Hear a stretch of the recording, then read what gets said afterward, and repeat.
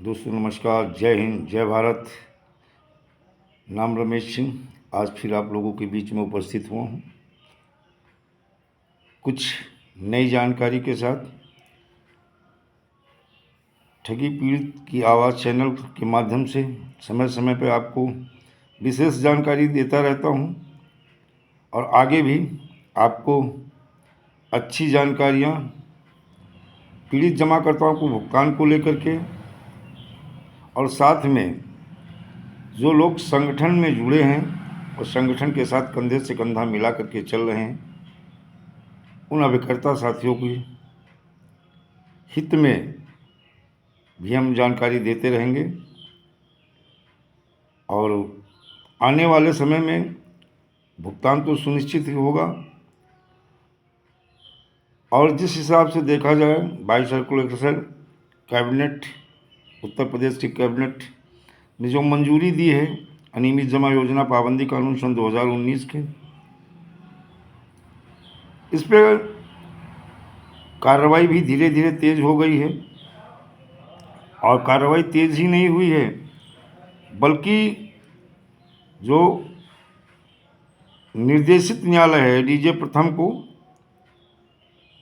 Fast track court का अधिकार, यानी देखा जाए कुछ मामलों को लेकर के इन्हें विशेष न्यायालय का दर्जा दिया गया है। अभी तक कुछ मामलों में ही ऐसी कुछ अदालतें, एक ऐसी अदालत थी जिसको विशेष न्यायालय का अदालत का दर्जा प्राप्त था।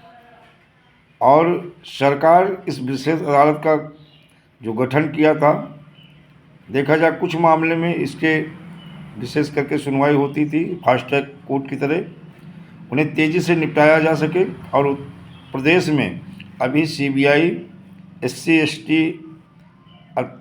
एसटी अत्याचार निवारण, एनडीपीएस, भ्रष्टाचार निवारण, नान घोटाला, रेलवे फास्ट ट्रैक कोर्ट और वाणिज्य मामलों की सुनवाई के लिए विशेष अदालत गठित की गई थी। इसी तरह चिट फंड मामले में भी विशेष अधिकार एडीजे प्रथम को दिया गया है और इसकी अतिशीघ्र सुनवाई होगी।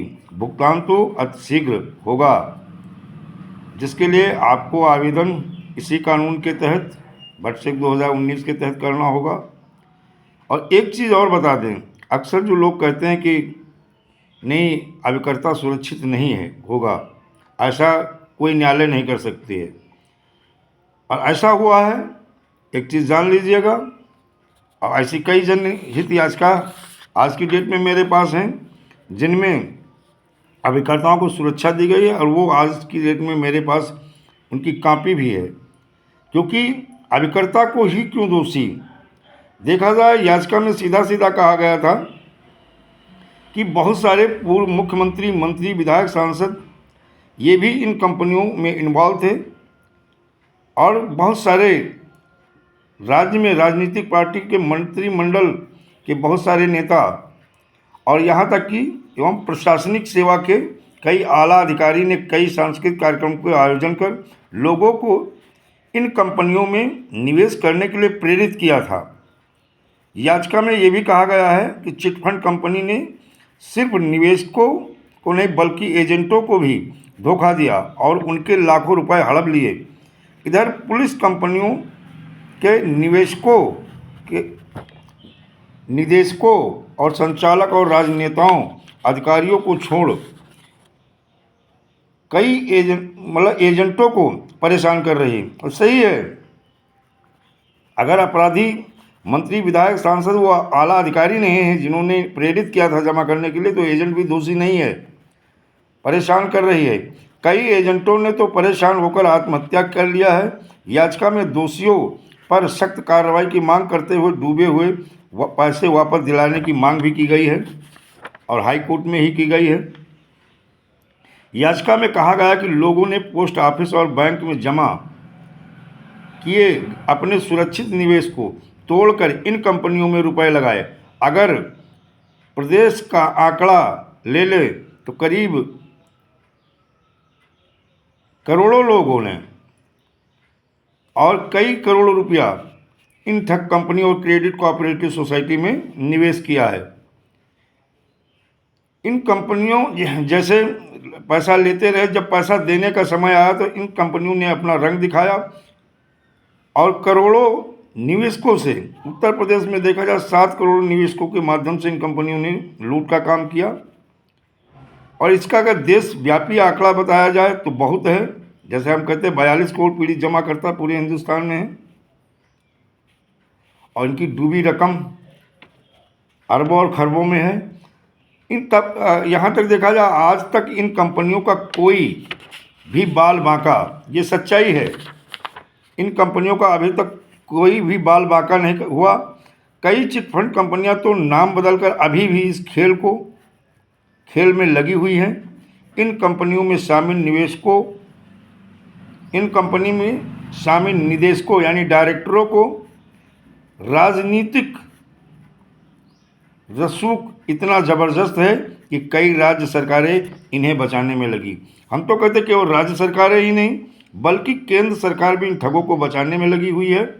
और जो विक्टिम है, पीड़ित है, अपराध पीड़ित है, उनके खिलाफ मुकदमा दर्ज किया जा रहा और उन्हें अनावश्यक परेशान किया जा रहा और जेल भेजा जा रहा।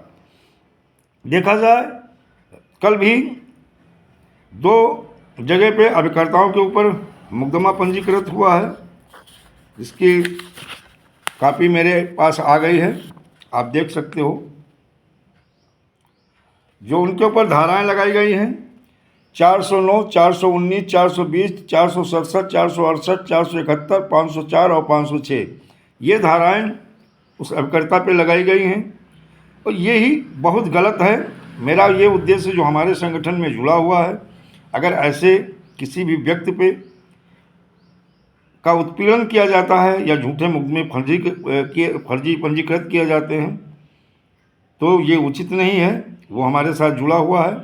और अगर फैज़ाबाद में भी देखा जाए 3 निवेशकों के माध्यम से और हमारे सक्रिय संगठन के मंडल अध्यक्ष जिला में जो है में पदाधिकारी हैं जिनको उन निवेशकों के माध्यम से उनका उत्पीड़न किया गया, उनकी दुकान पे कब्जा कर लेगा। आज चौथा दिन है, कब्जा कर लेगा, नहीं छोड़ा जा रहा है और वो परेशान है।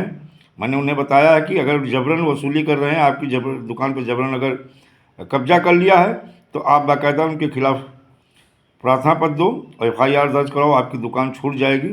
तो ये मामला जो आवेदन उन लोगों ने, जबकि उनका आवेदन भी करवा दिया था और आवेदन हुए लगभग 6 महीने के ऊपर हो गए हैं, इसलिए वो निवेशक अब एजेंटों पे प्रेशर और दबाव, ये बहुत जगह पे बहुत सारे ज़िलों में ऐसा शुरू हुआ है और लेकिन जल्द ही इसका कोई ना कोई रास्ता निकलेगा और इसके लिए निरंतर हम प्रयासरत हैं और आगे भी रहेंगे। दोस्तों, जय हिंद, जय भारत, वंदे मातरम।